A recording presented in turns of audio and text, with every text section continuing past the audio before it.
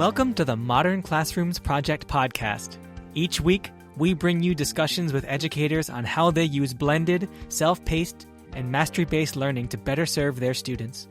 We believe teachers learn best from each other, so this is our way of lifting up the voices of leaders and innovators in our community. This is the Modern Classrooms Project podcast.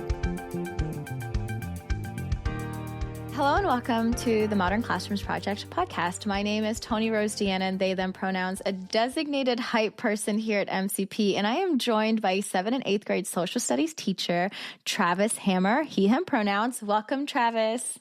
Hello, hi. Thank you for having me so much, Tony Rose.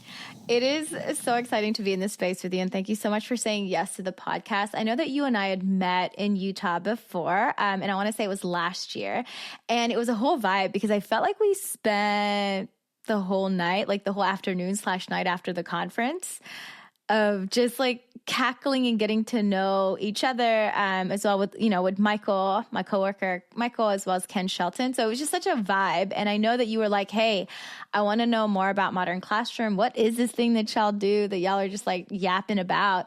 And then now you're on the podcast to have a conversation with us about what you do in the classroom, because Michael got a chance to see you in action and wrote this like beautiful email about all the things that you're doing in the classroom. So I am excited because I know you're going to expand my brain, because it is a topic that I know nothing about, Travis. So I'm probably going to butcher it a lot, and that's okay.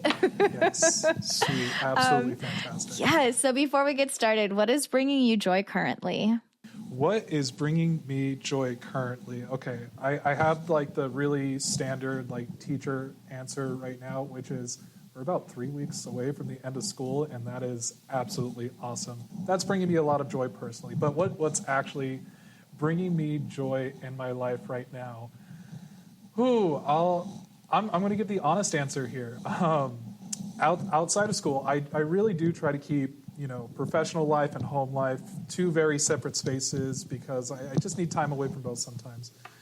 So the biggest thing that is bringing me joy at home right now, and this is where it's going to get really nerdy, I'm so sorry for it. I'm actually playing a game at home that is based on Dungeons & Dragons. Some of listeners out there may know of it. It's called Baldur's Gate 3. And I'm only playing through it for about the 7th time now. I've spent a lot of my life over the past year dedicated to this game, and I'm finally about to platinum it on PlayStation 5. So is it super critical? Is it super important? Absolutely not. Does it bring me joy? Way more than it should. It involves one of my most favorite things in the world, which is Dungeons and Dragons. And I think, honestly, too, Travis, I feel like if it brings us joy, it is really important, right? Like it is one of those things where it is a priority, because the world is crusty a lot of the times. And so when we find pieces of joy, like why not continue to embrace and accept it and continue doing it, right? So I love this. And now listeners, Travis has talked about Dungeons and Dragons, and, that is our topic for today, honestly. And I have heard so much about Dungeons and Dragons. I don't know anything about it, so that's why I'm so excited to learn more. But again, before we jump into that though, Travis, tell us more about who you are and how you started your education journey, your MCP journey, whatever you want to share with the listeners. Yeah, for sure. So let's start with the education journey, because obviously that brings me to the MCP journey. The education journey started quite a good while ago. Let's see, about 12 years ago now. No, 14 years ago now. It started when I was 18. The reason why it starts when I was 18 is because through high school, I was very big into collegiate wrestling. And all I wanted to do going out of high school is like, I really want to keep doing this, but I want to do it as a coach. So I started coaching as soon as I was able to, right at 18, and I was done with my own competition year. And I took that, I kept on coaching through college, and I realized like, oh man, when I leave college, it's going to be really hard to continue coaching wrestling unless I become a teacher. And the first person to actually push me towards that is a professor at Southern Utah University. His name is Professor Lunt. he inspired me to be a history teacher specifically because it was the first time that I was absolutely enraptured with learning. And there was so much that I wanted to be because of him. There was so much that he was just such a fantastic example. I'm going around in circles here, but Professor Lunt really inspired me to be a history teacher specifically. So at that time, I was actually in a different major. I completely changed majors to history, finished my degree, moved up to Salt Lake City, and that's when I got my first job as a paraprofessional. And from there, I bounced around between a few different industries, but ultimately I landed at a school called Spectrum Academy up here in North Salt Lake. I first started off as a history teacher there, but history is not quite complete. I was history / adult living / science / sociology. Essentially what it came down to is in my first year of teaching, the school gave me 6 preps.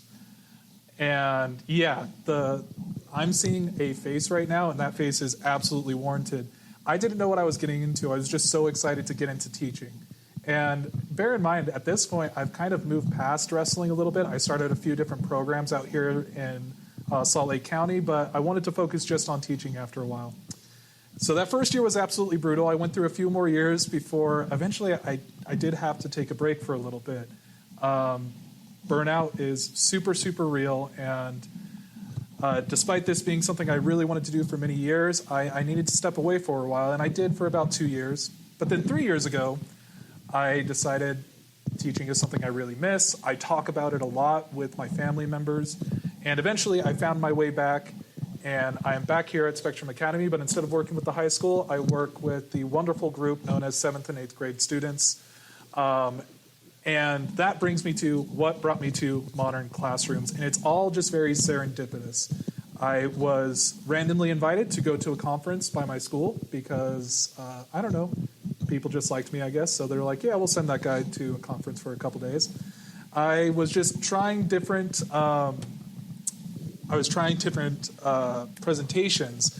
And actually, this is the first time that I saw you, Tony Rose. I remember you standing outside the door the Modern Classrooms presentation, and I kind of read the description. I'm like, that sounds interesting, because at first, one of the major things that drew me to it was it sounds like there's a lot more time in the classroom to do certain tasks, like helping more students on an individual level. One of the big things that drew me was at this time, and still today, because the school that I work with works so much in special education, about 95% of our population is on an IEP. So that's a lot of data to track. And after attending my first presentation for Modern Classrooms, I realized if I'm able to apply this at the school that I'm working at, I can differentiate a lot better. The kids who just want to run with it can run with it. This gives me more time to track data. It gives me more time to give more individual help to the students who need that more structured support. And now here we are 1 year later after finishing the courses provided by MCP, doing not only social studies and history classes, but the Dungeons and Dragons class as well. Okay, I love your journey. I have to say, the concept or just the beginning of you wanting to continue wrestling and knowing that you needed a school environment to continue coaching, and that was kind of an inspiration. That's really cool, honestly. And then the face that I was making, y'all, when Travis said 6 courses that first year, I have just heard time and time again, right? Like over and over and over again from different educators of how many content or how many different contents that they're teaching in a year. And then sometimes it's like a last minute switch, right? And that like stresses me out. So to hear you say that you had 6 your first year and you lasted all year long, and then even a couple years after, that's really dope. So thank you for doing that. You know, eventually I came back around, I'll say, but there is one more key detail in that. So I was primarily social studies, right? I had a few electives in there. The science classes, oh my goodness, these science classes, it was relearning science all over again. Initially, they wanted me to do 8 preps, but then they did me the favor of combining earth science and physics and biology and chemistry together, so it was just 2 preps. So a really big favorite. I love this school. I am still with them, obviously. But man, they really tested me in that first year. That is for sure. Yeah, they did. They were like, oh, a newbie, got him. Yeah, no, I was just in the interview like, would you be willing to do this? And I said, yes, this. And I just kept on saying yes before I realized what I had gotten myself into. Oh my gosh, Travis. And then now you're talking about how, you had to take a break because of burnout. And that's so real. That is a reality for so many educators, right? And I know it resonates with me too, because my 10th year of teaching, well, I knew prior that I was going to take a break as soon as I reached my 10-year mark because I didn't want to be burnt out. I wanted to leave the profession, still loving the profession. And I'm so happy that I did that. And when you said I really missed it, I took a break for 2 years and I just could not stop talking about how much I miss being in the classroom. That's me. I miss being in the classroom. So at one point or another, like I really hope to be able to pick up a class soon just so that I can be back in that space, because I do feel like that really brings me so much joy and so much purpose and so much inspiration as well, just to be around young kids. And so you've been with Spectrum. It seems like you've been with Spectrum for majority of your teaching career, yeah? Yeah, this is the only school that I've ever been in the role of a teacher at. I've been paraprofessional at other institutions, but this is my only teaching school. Okay. And then you said that the population, the demographics is like 95% of the kids have an IEP in 504. So does that mean that you have to be SPED certified, or do you have a co-teacher? I do have a co-teacher right now. But I am working to get SPED certified so that I do not have to rely on this on the co-teacher that we have here. But yeah, no, we do have a lot of people here in the school who are certified. This is what they're always pushing us towards. So teachers that are coming here with their AEL, as an example, we do ask that they do try and get their SPED certification in addition to whatever other certifications they have. For me right now, though, I do have a co-teacher here. Got it. Okay. And what is, Travis, just to follow up, what is an AEL? You said an AEL, right? What does that stand for? Do you know? So AEL stands for Associate Educator License here in Utah. This gives teachers some time to start teaching in the classroom while still also working on their licensure, is the long and short of it. Okay, and has that always been an option for teachers in Utah? Because I don't think I've heard of that in like the states that I taught at. I believe it's something that's relatively new. To be honest with you, I don't know the full history of it, but I do know it's something that we've been using over the past couple of years. Okay. I mean, that's dope. That's really dope, right? Like we're trying to get teachers in the classroom. So to have more opportunities for teachers to start, that the better. Okay. Thank you for, answering all of my follow-up questions and sharing a little bit about your story as well. So let's dive right into Dungeons and Dragons. What is this game, Travis? I know that there are movies. I know that there are like little action figures. Nerd out with me because I don't know. Nerd out. So yes, there are movies, but did you know there are movies from back in 2000? Dungeons and Dragons, the movie. Anyways, we're not going to get into that. That's a whole other podcast that people have done over and over again. What is Dungeons and Dragons? Dungeons and Dragons is a TTRPG, a tabletop role-playing game. As the name suggests, you normally play this on a tabletop, and it is a role-playing game, so you assume the role of a character. One of the biggest pieces of D&D that attracts people to it is the freedom in creating your character. So in the game, you will create your character.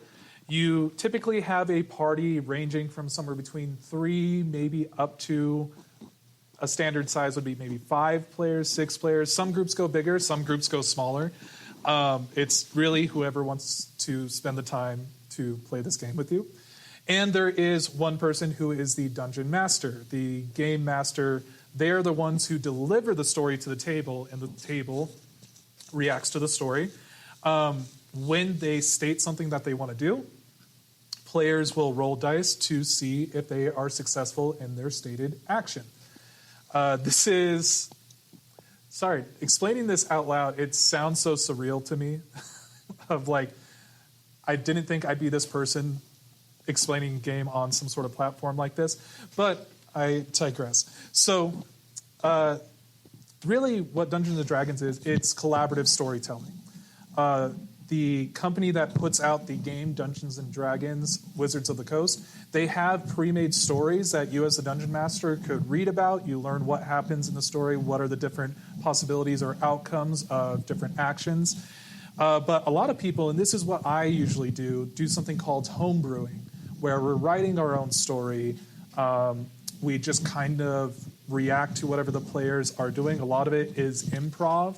I'll be very honest, for my class specifically, almost 100% of it is improv, because coming in with a structured lesson plan is hard enough. Coming in with a kind of loose lesson plan in a game where kids can do anything, you really got to be bendy brain to make that all work out. So ultimately, Dungeons & Dragons is a dice rolling game that involves collaborative storytelling, promotes things like critical thinking, problem solving, collaboration. And yeah, I mean, what other game could you literally make almost anything happen and then in the same day also go and fight some random dragon? Yeah, so that's a brief overview of Dungeons & Dragons. I hope the people who actually play the game out there are somewhat satisfied with my description. No, I mean, it made sense in my head. So thank you. I've just always thought that it was such like I always thought it was such an overwhelming concept, but I knew that like there were D&D fans, you know what I'm saying? Like people go hard for D&D. And I love, you taught me tabletop role-playing game, TTRG, right? I'd never heard of that before. TTRPG. RPG. Yeah. Great. Now I know that I could use those that acronym somewhere, wherever, right? And then I also really love that you pointed out that, D&D, Dungeons & Dragons, it's collaborative storytelling. There's critical thinking skills. There's problem solving skills. There's collaboration happening. And these are the skills that we want our students to have in the classroom, right? And so for you to also name the fact that, a structured lesson plan is hard enough, I so agree with you, because you can have a structured lesson plan look a certain way and it will never go the way that you want it to go. Even if everything is so structured, the students and how they respond and their behaviors can show up in so many different ways that structured lesson plan is going to make it look like it was a loose lesson plan. Okay. So thank you for naming that. And so this whole concept of we write our own stories, it's homebrewing, it's improv, that really allows for a part of the brain to function and to expand, right? Because that is such an important skill to like improv, or to even just create our own stories, right? Like those are the things that I feel like we don't provide enough opportunities for students to be creative, to play, to create, just to create whatever it is that they need to create to make the things make sense for them, right? So thank you for that. Now I feel like I can go and talk to someone about D&D and be like, hey, I got the gist of it. I think this is it. And now maybe one day I'll play. I don't know. We'll see. Highly suggested. Well, okay. So Travis, describe a typical D&D integrated social skills lesson in your self-paced classroom. And how do these two elements work together? So this was the trickiest part. When I first started practicing like the modern classrooms model, it was primarily for my social studies classes. In that setting, it makes a lot of sense.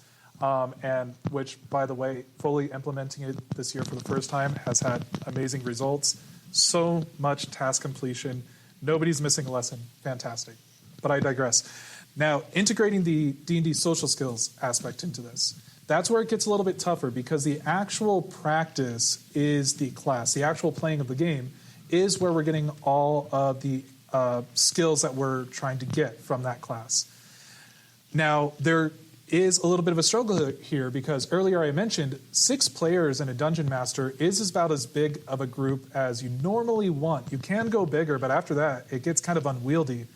And I know for many people out there, the idea of having a 6-student class is not realistic, right? So I did get away with it once. I had a D&D class that had just 6 students. It was the most fun I've ever had, but we'll talk about that later. Normally, for example, this semester, I have roughly 15 students in this class. So that means at any one time, I can only play with about a third of the students in that classroom. So the way that I blend these two models together, the D&D social skills practice along with the modern classroom model, is that I have 3 rotating groups. So if we do a 2-week cycle, and I say 2-week cycle because we do A-day, B-days, so there will be 4 class periods over that 2-week cycle.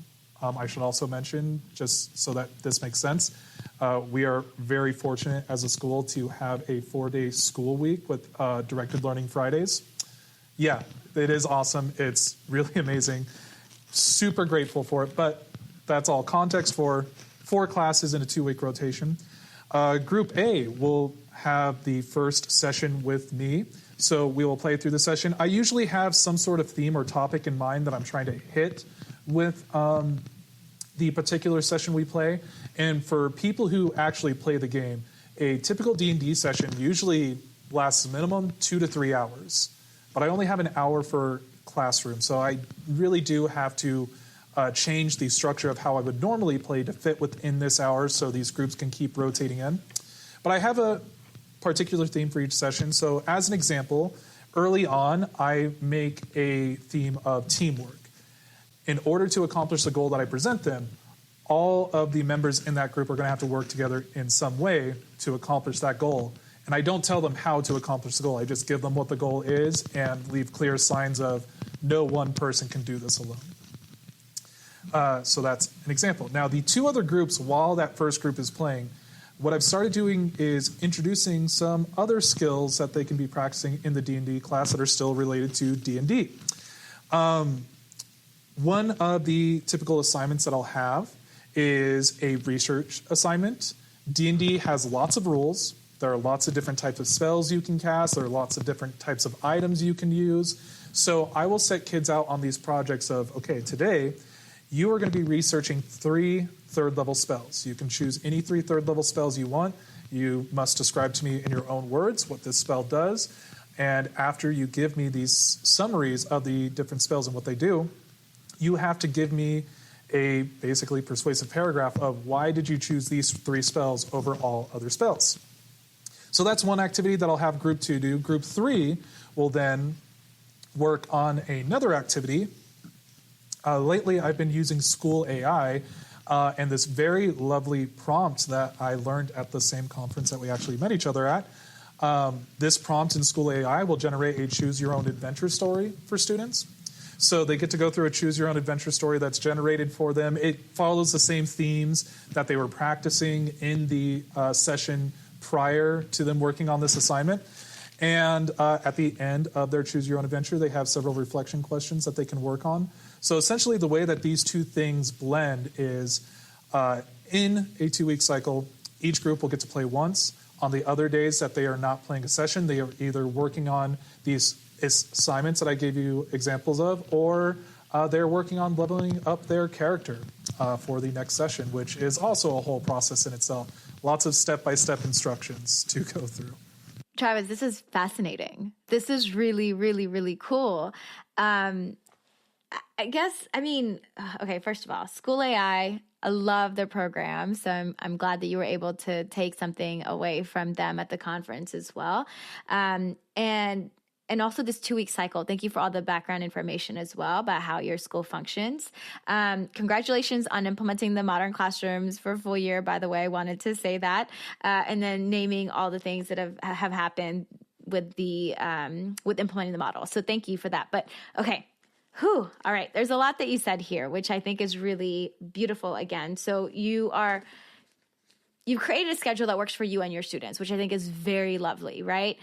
My follow-up question is how did you come up with this idea to implement to introduce your students to Dungeons and Dragons? That's one question. And then the next question is how did your students respond to this in the beginning? Did they embrace it? Did they like it? Were they hesitant?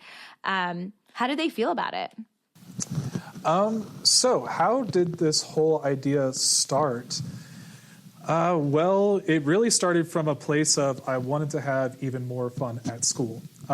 If you can't tell by now, Dungeons and Dragons is literally my favorite game of all time. I cannot express the how much it's helped me in my own personal life. It has allowed me to create even deeper friendships with the friends that I've already had. It's allowed me to create new friendships with people I didn't know. Where it all came from, actually, it was from a podcast. I learned to play D&D by listening to podcasts.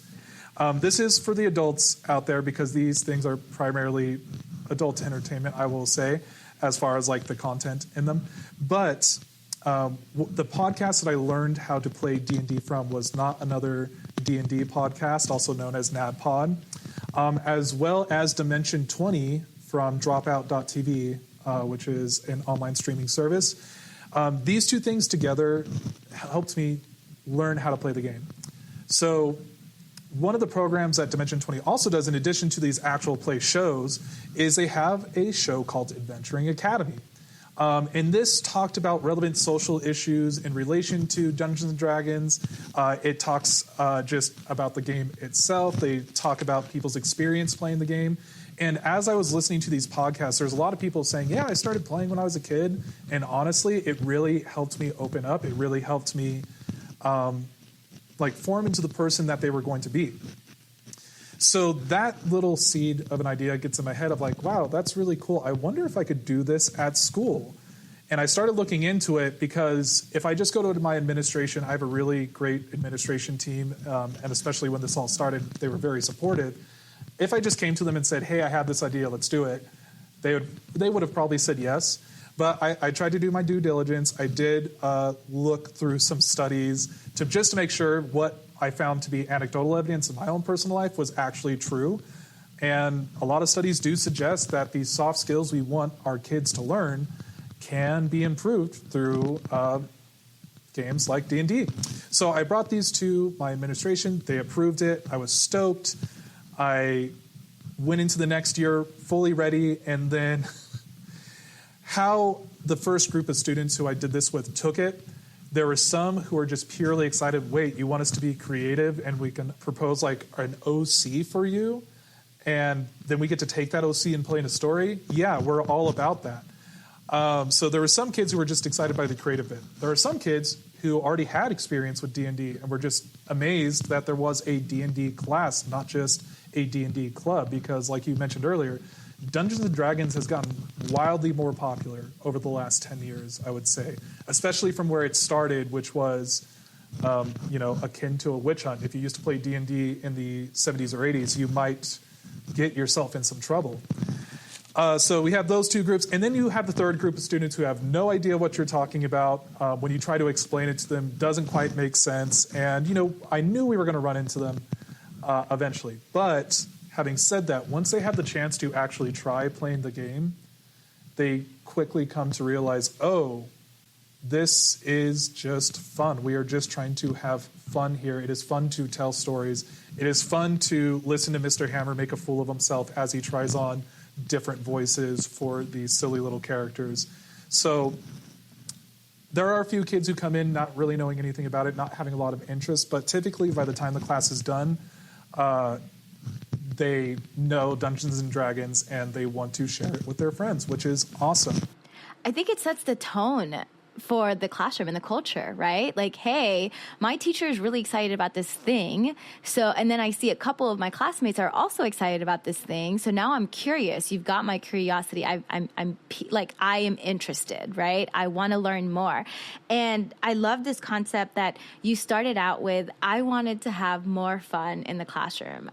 This is something that I absolutely love. So I wanted to go ahead and implement it in the classroom because why not, right? And this is such a great reminder to everyone, honestly, to continue showing up as yourself in the classroom spaces, right? Like bring the things that make you happy, bring the things that make you so excited to show up every single day. and create a space for you and your students to thrive, to bring back that joy in teaching and learning. And I love that you also, had this whole notion of like, you know what, I'm going to listen to podcasts. And now I'm hearing that games actually do increase the soft skills that students need to have to function as human beings in this world. So why not? I love Dungeons and Dragons. My students need the soft skills. So I'm going to go ahead and combine that. And then you had admin who completely supported this idea of yours, which is amazing, right? Because I know that sometimes that could be a challenge if you wanted to try something new and you didn't get the support. I'll definitely say I'm very fortunate to have that supportive team around me because like I said, from day one, they've been super supportive. And just before we move on, just to speak to what you just said, bringing that level of sincerity to your work like that, being genuine with your students, there is a boundary, right? We're not an open book to our students because that should be separate. But when you show them little pieces of who you really are, they are way more likely to get on board with you so that even when things do get hard, you can kind of push them in that direction of like, I know this is not what you want to do right now, but can you do me the favor? Just giving it a shot. I'll help you out through it. And I get so much more buy-in because of things like that. I also just wanted to echo what you were saying because I fully agree. That sort of behavior tends to work out a lot better for our students. Yeah, our emotions, the way we move, and the way that we, the tone and the tone that we set for our classrooms really impact, right? Like, so if we're excited about something, our students are going to be excited about something. I taught English, and so I was obsessed with books, and I can talk about books all day long. And my students who were reluctant readers, who were the ones that were like, nope, I'm not touching a book ever. You're not going to make me touch a book ever. They see how much joy it brings me. And then they see the conversations that I'm having with their peers. And then they get that curiosity, right? Like, okay, well, maybe tell me more, right? Maybe I am a little curious about what these books are, And so I always say, like, I understand the boundary between work and personal, right? That professional and personal, there is that line, there is that boundary that we don't want to cross. And at the same time, we do want to give, like you said, those bits and pieces of who we are as human beings in the classroom so that our students can also feel safe and brave to show up, even just bits and pieces of themselves in the class. So I really like this. And I know sometimes I think about, too, when I was back in the classroom, of how like, oh, well, what if my kids won't like this about me, right? Because as like adults, we do that. That's just like natural for human beings. It doesn't matter the age, right? And so for me, I'd be like, no, just go do it anyway, because if you're excited about it, they're going to get excited about it. And that was something that I always just kind of hung on to. And it's always been right every single time. It could be like the dorkiest thing that I'm like obsessing about, and my students would also get obsessed with it because I'm just so excited about it. So 100%. I feel that. Sometimes I do approach it in a slightly different way, though, and as opposed to just being excited, right? Because I've had those feelings too. When I'm doing things outside of my personal life, or home life, I should say, not necessarily personal, and I'm trying to think, like, if I make this change about myself right now, is this going to, impact my students? Example would be like, man, I was tired of all my hair once. I shaved it all off, completely clean, and I was really thinking, like, man, am I going to get roasted by the students today because of this, all that? And the one thing that I always remind myself, and this really does help me personally when I'm ever having a little bit of doubt about who I am as a teacher, especially because I work with that middle school age group, right? Mm-hmm. The one thought that I have is, no matter what, like, I love my kids, they're great, but no matter what, I'm always going to be cooler than them because I'm an adult and they're middle schoolers, and it's going to be fine because I'm cooler than them. It's okay. So, yeah. I love the affirmations here, Travis. Sometimes you just got to make it through the day. So here we are. You do. Honestly, I mean, my professors in school when I was going through, when I was getting my bachelor's in education, my professors always said, if you are all working with middle schoolers, so middle schoolers are going to roast you. So you better know who you are as a person. You better have that strong foundation, because those kids can and will ruin you. They will find the tiniest little things. I've always been very self-conscious about my ears because they're, a little bit on the smaller side. Also through wrestling, I had cauliflower ears, so they're hard as rocks on the side of my head. But I hadn't had a comment about my small ears since high school. Then my first year working with middle schoolers, it got brought up, and I was like, oh no, this is almost traumatic. Yeah. Just reliving those times. They're quick to hurt your feelings, okay? And I always tell people too, like, I worked with middle schoolers for 10 plus years. Like, my feelings will not get hurt. Like, tell me how it is. I've had lots of practice. Okay, so I know that we had talked about the different soft skills, right? Like critical thinking, problem solving. What other specific social skills or concepts or anything like that D&D effectively teaches that we haven't covered before? And can you show an example of a quest and its learning objectives? And I know that you had kind of already went over that a little bit especially with the research, like thinking about the persuasive essay when we're talking about the different spells, right? Choosing the 3 spells and why you would choose those 3 spells. Was there anything else that you wanted to add on that you haven't said already? Let's see. As far as those soft skills go, let's see. We mentioned problem solving. We mentioned critical thinking. We mentioned teamwork and collaboration. This is also a great chance for students to practice a little bit of empathy.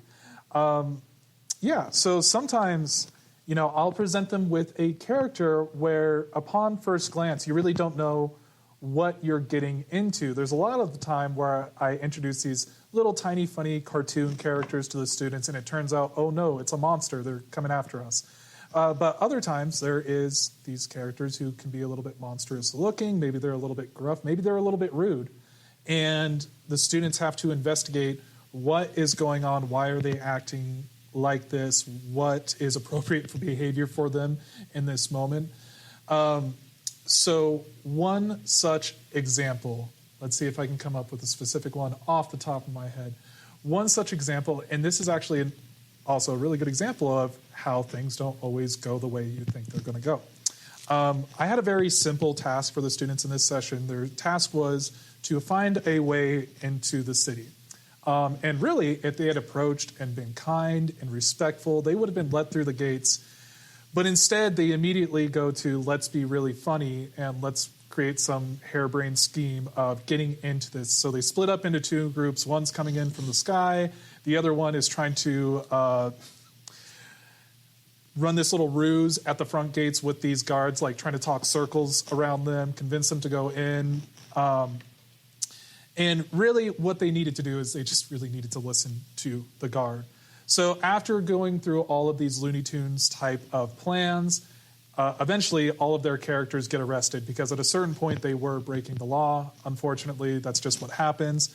So the resolution to all of that, to bring it back to the lesson, that guard who was out in front, who did bring them back to the gates, back into the prison cells where they were going to be held, and eventually their next session they escaped from the prison. We support a lot of different ideas here in the D&D class. The guard came to them and kind of gave a little bit of his story. He kind of told them a little bit about their day, and we kind of just ended on, all I really needed was somebody to listen to me and just hear what I'm going through right now. And at that point, the students kind of felt, I don't want to say they felt bad because it's all in good fun and just jokes, but they kind of realized wow, we really made a mockery of this very simple task that we wanted to accomplish. And if we had just done the good, right thing at first, it would have been way easier. But now instead we have to break out of jail. So that's just an example of how chaotic it can be. Again, I know this is kind of going all over the place, but that is kind of how these games are sometimes, especially with the age group that I'm working with, where sometimes they just want to be funny and silly, and you have to take what they give you and make something out of it. Yeah, and the silliness, right? Like we often, at schools, right, in classes, we often take that silliness away. We take away that curiosity as well, because it's like, no, we got to focus on this, this, and this, and this, right? And what I'm hearing you say is that from play, from Dungeons and Dragons, students are able to be silly, right? Be creative. And then they're learning lessons from that. I also wanted to point out that like active listening skills, those are hard. That is a hard skill. Yeah, it's one that we practice a lot. But definitely a hard skill. And, to speak to that like silliness just a little bit more, it's also really good for students to be able to start to define like, okay, where exactly was the line and at what point did I cross that line with my silliness? Because you're right, I do want to encourage these things. And sometimes you have that one class clown, right, who wants to be the silliest out of everybody. And you have the rest of their group kind of looking at them and saying, hey, we're trying to get a job done here. We really need to get this job done. And it can go one of two ways. Either one, the class clown is going to hear what the group is saying, take that into consideration, and maybe change how they're approaching the problem a little bit. Or the class clown doubles down. And I love it when they double down, because at that point I have to put my hands up to the rest of the group like, okay, hold on. Let's let them make their choices. Let's let them cook for a second. Let's see where this leads. In my head, I know exactly where it's leading, and it's nowhere good for this character. But, at a certain point, this is what they have to learn, is that when you choose to make these choices over and over and over again, it's not always going to work the way you want. One quick example. Students were in a mission where they were going up against a ghost. A ghost in D&D has a really fun ability where they scare you so bad that you can age potentially 40 years. And it's one of my favorite mechanics to use, because for a 7th grader, their worst possible nightmare is being 45. So there was one student who just couldn't help themselves. They were kind of messing around the whole session. And then they complete the session. They're about to walk off into the next chapter. And before they do, they sign off with like one last little jab, one last little insult towards this ghost captain that they were facing off against. And that's when the ghost captain turned around, activated this ability, and made his character become 65 years old. Which, again, one of the worst nightmares for a 7th grader. And that was just a great lesson in, hey, when you've accomplished the task at hand, when you finish the job, or when you've overcome this obstacle, you don't need to turn around and gloat. That's not necessarily the best trait to have. It's this whole notion of let them make their choices, right? Because they're not going to learn if we're not providing opportunities for students to make those choices themselves, right? And that kind of leads to the autonomy piece as well, right? When it comes to teaching and learning, we want to give our students autonomy to teach and learn the way that they need to. And so it's like, you know what? You're being silly. Cool. Go make those mistakes and you're going to learn the hard way. My mom used to always say that I never wanted to listen to anybody. I had to learn the hard way for me to actually learn from a mistake. And so I love that you're creating this environment as well of like, no, cool. We'll hear each other out. We're going to hear each other out, because that's what we do as a community. That's what we do together as a class. We're going to hear them out and then let them go. And then it's a natural consequence, right? Like, hey, if you did this is going to happen. And that's real life. That is honestly real life. So I really appreciate that. And I'm just chuckling at the fact that 7th graders, one of their biggest fears is to be 65 or 40 in their 40s. I have literally used it every semester that I've run this class. I've used that mechanic, and it's always the worst thing to happen to whoever's character it happens to. Yeah. That is so funny to me. Okay, so Travis, how do your students react to learning social skills through D&D compared to traditional methods? Because have you always done D&D or no?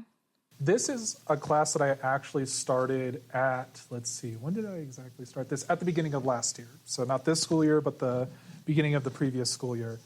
And what sort of differences I see, we actually have a dedicated social skills class here at this school because it is such a big part of our curriculum. With so many students on an IEP, a very important section of that is social emotional learning. And they have goals written out for it. There's minutes that we have to put into this. So it's a big part of our school here. But the difference I see between our normal social skills class and the D&D class is when kids go to the normal social skills class, they like to tout, why are we learning about this? We know how to talk to other people. I have friends. I don't need a social skills class. And, I will say about 99.9% of the time, that's never true, but that's how they feel about it when we are giving it to them that way, when we're trying to deliver these lessons to them in that way. They struggle a little bit more because, they have to learn about it, even though it's really cool skills to learn, and they'll recognize that more as they get older. They don't like being told things that they have to do. With the D&D class, we were working on a lot of the same stuff, especially when it comes to the specific soft skills that we've mentioned before and just the social skills curriculum. Even though we're working on all those same things, because it's something that we do in practice, because it is a game, it almost feels like I'm pulling the wool over their eyes a little bit of like, yeah, this class is about a game, and your grade is based on, these tasks that you complete and your participation in the game.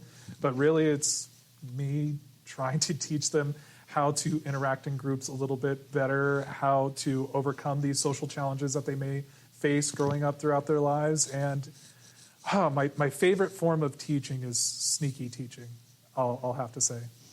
That sneaky teaching is where it's at, when the kids think that they're just playing a game, and then they know all the skills that you had planned for. So, it's something that made me think about when you said with students especially, right? Don't tell me what I have to do. Don't tell me what to do. Like, I'm gonna do what I want, right? And I think that also speaks for adults, right? Adults also hate being told what to do, but we love when we have options. We love when it is also kind of like a sneaky teaching for adults too, right?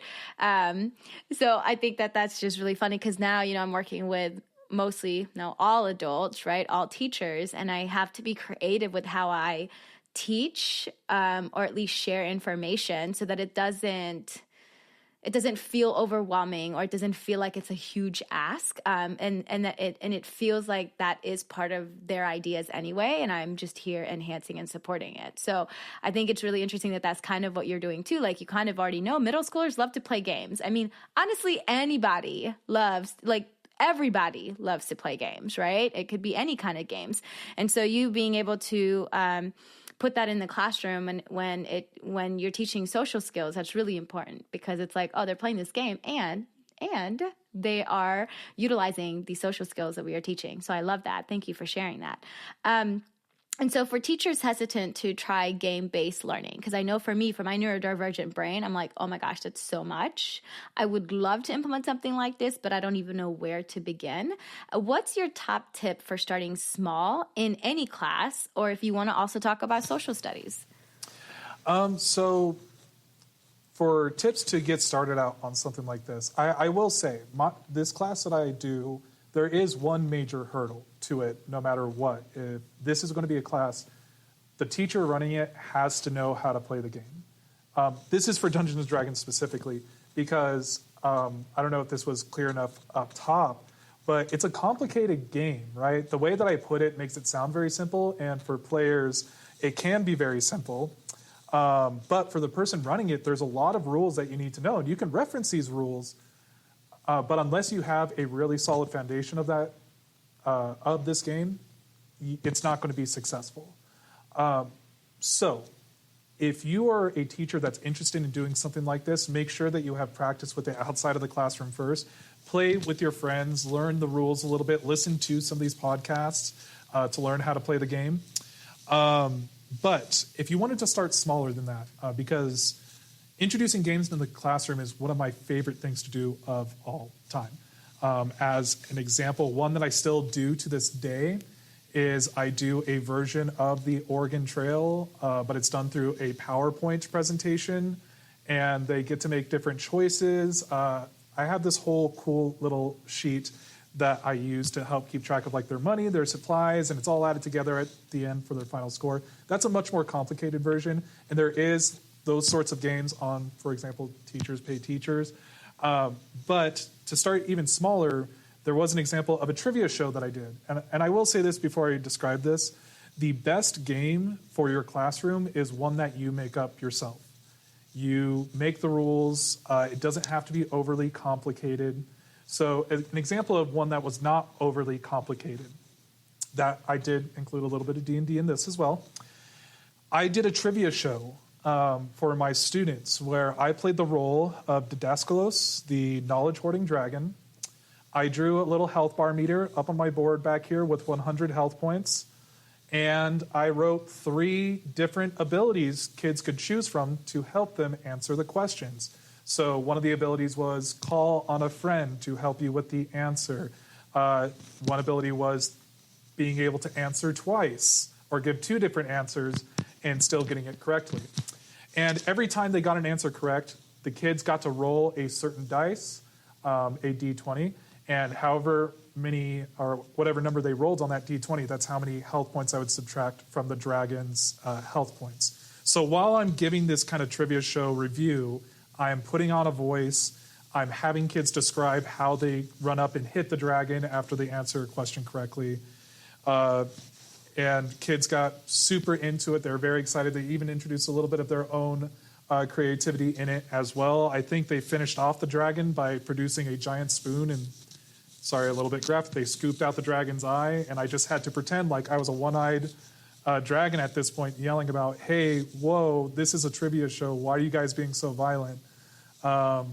It was a lot of fun, but it wasn't that hard to plan. I had the review questions already. The review questions that I would have used for like a GIM kit or a Kahoot or just any sort of test prep.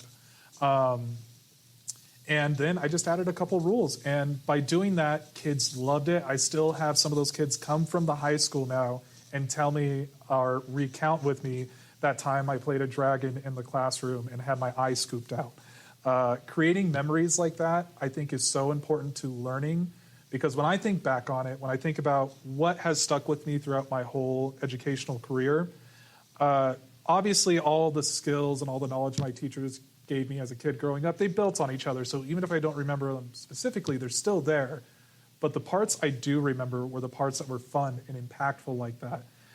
So helping create these memories for students is going to help them retain this information we're trying to provide to them on a daily basis. You can't do it every single day, but every time you can, it's going to make a difference. You said so much here, Travis, and I'm processing because they're so great. They're so beautiful. And this is something that I want to hear all the time as well. And I think my biggest thing that I'm hearing is that there's a lot of play involved, right? And the teaching and the learning, there's a lot of play. And I think this is something that I am also internalizing because if and when I do go back in the classroom, I want to incorporate more play. I was very playful with my students, but we didn't play, right? Like there weren't enough opportunities for students to play, to be creative, to be funny, to be silly in my English classes, which is wild because it's storytelling. That is where role playing should be happening. That is where like imagination, visualization, all of these things should be happening. And so I love hearing that there's a lot of play happening in your classroom because I think, like you said, that's very important. That's what students are going to remember. And it's also another reminder, Travis, that yes, we have a review packet. Like we do have to review for tests. It doesn't have to be dry. It can actually be a lot of fun. And you bringing in what you were already excited about and knowledgeable about and sharing that with your students, that makes review that much more fun. That makes coming to school that much more fun and engaging. And so thank you for sharing all of your experiences. Actually, one more thing came to mind, and this one might be just one more idea that I've used before in my classroom as far as a review game goes that I think anybody could actually put into their own classroom. And again, this is me ripping off somebody else's idea. I got it from a show, once again, from dropout.tv. If you guys don't subscribe to them, it's a lot of fun. But the show or the game itself is called Actually. So especially for like science and history where you can just give a lot of statements of fact, right? You would give the statement of fact, but you change one detail about that fact. And the game is when you buzz in, you have to identify what is wrong with the statement, but you have to say the words actually before you identify what's wrong with the statement.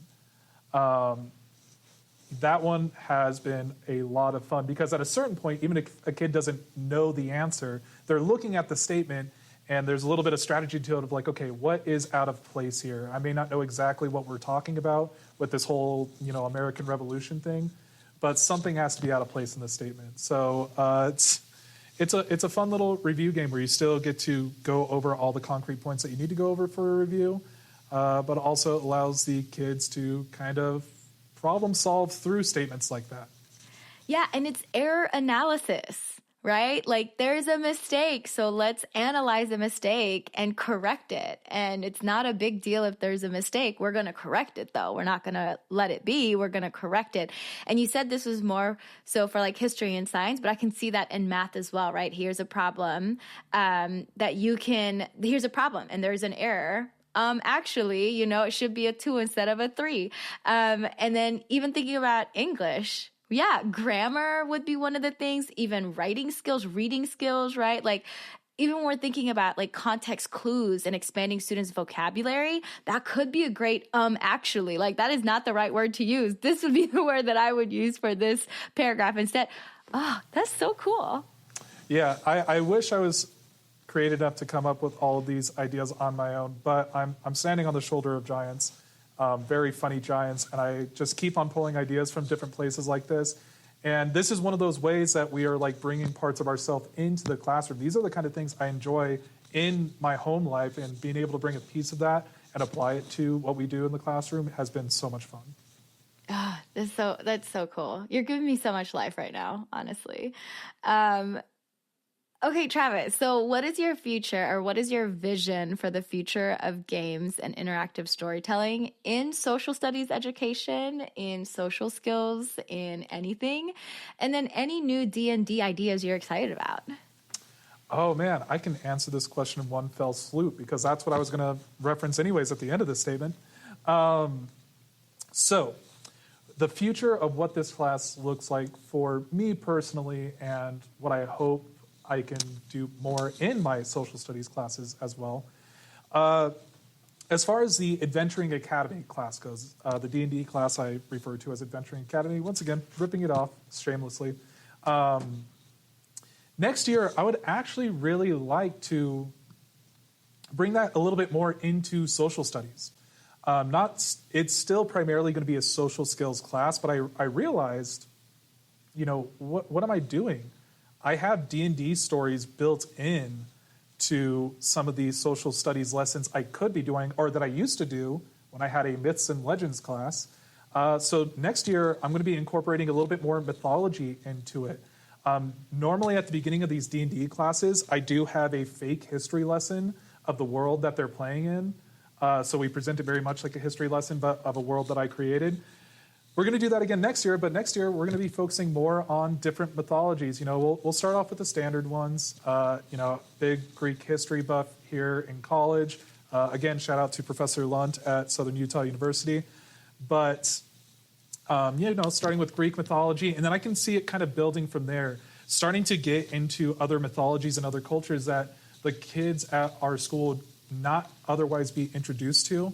And that's something I want to really make sure I'm taking my time with and doing it correctly as much as I possibly can.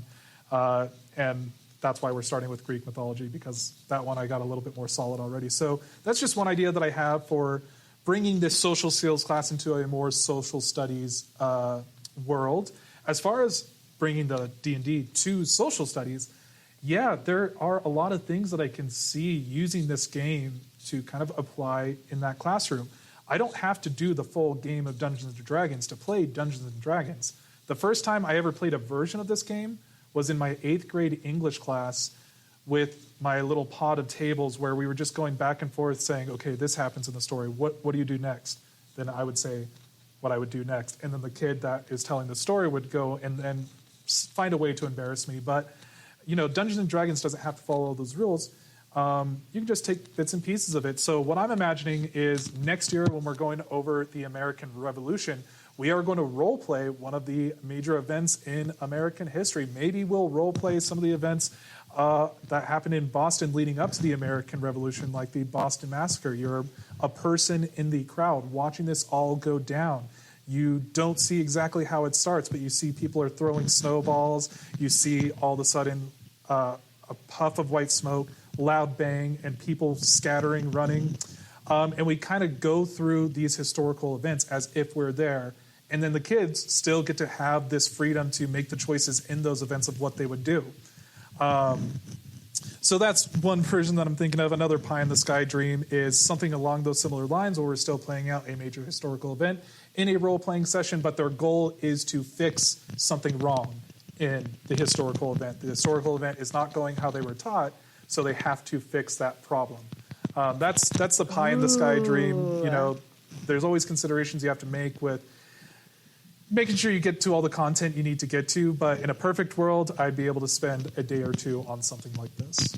Yeah, I love that. I love that concept. And I know teaching history too, you kind of have to also be aware and mindful of how to do like those role playing and then the different perspectives, right? But I really love this problem solving piece too of like, hey, something's not right. How can you fix it? What would you do different? Oh my gosh. Yes, Travis. Love, love, love, love, love. I'm excited. I want you to like keep me in the loop with all the things that you're doing. I know that you have about 2-3 weeks left of school. So I hope you rest a lot this summer and that you create all the cool things for next year so that you and I can jump on another podcast and have conversations about the changes that you've implemented the following year. Yeah, I would absolutely love to. It's so good to be able to talk to you again and to catch up a little bit. Can I just say also, I really appreciate this opportunity to be on this podcast. It's not often that people just give me about an hour's worth of time to straight up just talk about D&D, which is on its surface fantastic already. But I also really appreciate the way that you've been kind of taking this weird meandering way of me saying things and putting it so succinct and clear. Thank you for being an excellent host, Tony Rose. I really, really appreciate it. Well, Travis, this is all you, honestly. You've expanded my brain. It is something that I am now curious about because I've known about it, but I've not been curious about it. And so now I'm like, ooh, I kind of want to know more. So thank you for giving me your time and your energy and your expertise and also your excitement because I feel the excitement on this call. So Travis, just thank you so much for sharing your experiences and expertise with us. I really, really appreciate it. Thank you. Thank you. Listeners, remember you can always email us at podcast@modernclassrooms.org, and you can find the show notes for this episode at podcast.modernclassrooms.org. We'll have this episode's video uploaded on Modern Classroom's YouTube channel and transcript uploaded by Friday, so be sure to check back to access those. Also, we are asking our listeners to leave a review if this podcast has been helpful in supporting you to create a human-centered learning environment through a blended, self-paced, and mastery-based model. It does help other folks find it. Thank you all for listening. Have a great week, and we'll be back next Sunday. Thank you so much for listening. You can find links to topics and tools we discussed in our show notes for this episode. And remember, you can learn more about our work at www.modernclassrooms.org, and you can learn the essentials of our model through our free course at learn.modernclassrooms.org. You can follow us on Twitter, Facebook, and Instagram at Modern Class Proj. That's Proj. We are so appreciative of all you do for students and schools. Have a great week, and we'll be back next Sunday with another episode of the Modern Classrooms Project podcast.